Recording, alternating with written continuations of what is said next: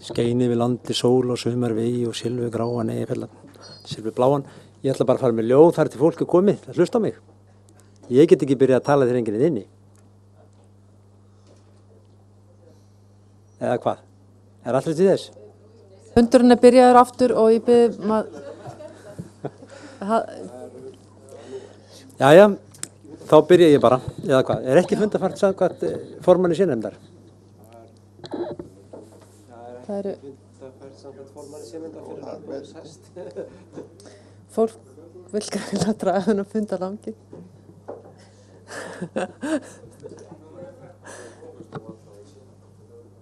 Nei, við gerum það ekki. Fundarfart ef helmingur er inni eða hvað? Aðal spurningin hvað sé hvort við getum klárað B.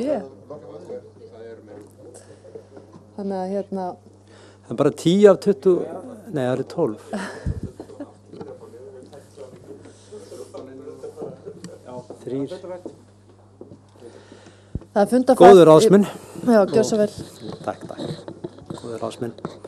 Hérna, ég ætla bara til þess að hafa þetta ekki og langt bara að tala þriðju greinina sem er fyrst hér og mér langar að þakka nefndamönnum í nefnd B kærlega fyrir velunum störf og þið eru frábær eins og Kata segir, að maður eigi að segja. En þið eru það líka og hérna, mér finnst þetta dálítið svona kannski í smáatriðum verið að segja fólki það skulle hugsa og það skulle tala saman og komast að samkomulega svona, ég er að pæla hvort sé ekki eitthvað selvfölgilegheðir hér og þessi texti verið svolítið langur. En kjarni þessa máls er eins og Lýður segir að það er ekki verið að greina milli framkvæmdavalds og löggjafarvalds.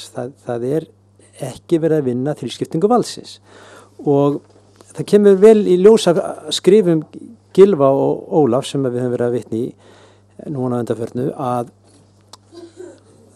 það var þannig að þetta var ágætlega aðskilið í þingbundinni konungsstjórn. Þar var konungur með framkvæmdavaldið og þingið með löggjafarvaldið. Hins vegar var það alltaf að reyna að toga til sín meiri völd frá konungnum og fekk að hafa meira áhrif skipan ráðherra með tímanum. En síðan hverfur konungurinn og forseti kemur í staðinn en þeir tíma ekki að láta af hendi þessi völd að ráða hverjir verða ráðherrar. Það gekk ágætlega það sem að konungurinn hvarf fyrir tiltölulega snemma eins og í Frakklandi og í Bandaríkjunum og í Sviss þar sem hann hefði ekki verið. En þar sem að konungurinn var lengi og þingin voru farin að gíra sig inn á völdin, þá bara slepptur ekki framkvæmdavaldinu frá sér aftur. Og það er enn þannig að þegar þingi kemur saman, þá byrjar því að setja saman og ákveða sjálfir hvað framkvæmdavaldið skulle vera.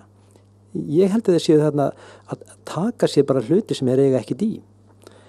Og menn er að óttast hinn sterka mann ef við kjósum framkvæmdavaldið beint og kjósum forsætisráðherra eða forseta. Það er samt maður sem hefur engin áhrif á löggjafarsamkunduna. En menn óttast ekki hinn sterka mann sem hefur bæði löggjafarvaldið hendi sér og framkvæmdavaldið. En svo hefur það miklu sterkari maður. En það virðist ekki vera hljómgrunnur fyrir því að aðskilja rækilega milli framkvæmdavalds og löggjafarvalds. Það er að segja við ætlum ekki að fara út í þrískiptingu valdsins, nema mjög takmarkuðu leyti. Og það er ástæðan fyrir því að við erum svo mikið að tala forsetann. Það er ekki eins og Eiríkur heldur að vegna þess að við höldum að forsetin séu óskeikuleg, alltumvefjandi móðuleg kona eða réttláttur faðir. Það er bara vegna þess að það er önnur persóna, ekki hluta sömu valdablokk. Það er ekki verið að samþætta valdið.